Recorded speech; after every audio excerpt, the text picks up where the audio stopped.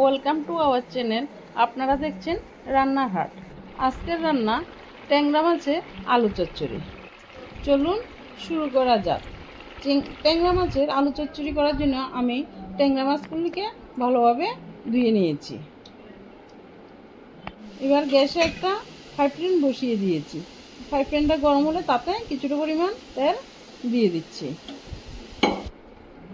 এবার মাছগুলিতে আমি নুন হলুদ মাখিয়ে নিচ্ছি। কড়াইতে তেল গরম হয়ে গেলে আমি ট্যাংরা মাছগুলি ভাজতে দিয়ে দিয়েছি।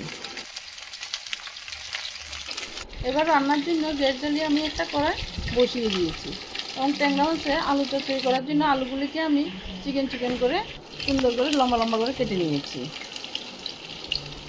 এবার কড়াই গরম হয়ে গেলে কড়াইতে কিছুটা তেল দিয়ে দিচ্ছি।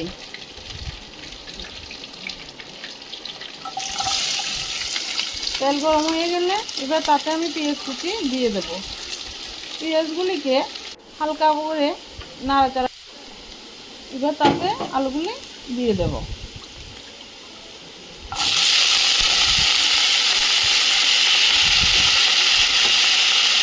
সবগুলো আলু আমি দিয়ে দিয়েছি।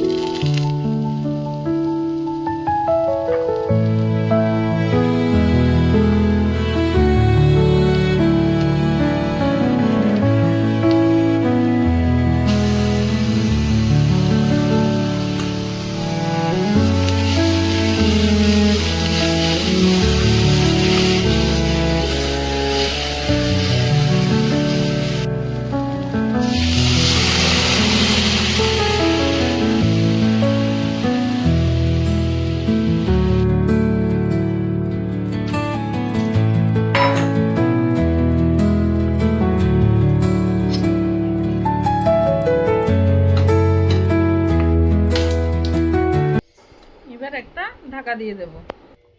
দেখুন ঢাকা খুলতে ঝোলটা কি সুন্দর ফুটে উঠেছে। এবার আলুগুলি সিদ্ধ হয়ে গেল। এবার আমি এটা একটা পাত্রে নামিয়ে নেব। এরকম নতুন নতুন ভিডিও পাওয়ার জন্য সাবস্ক্রাইব করুন রান্নার হাট। Thank you.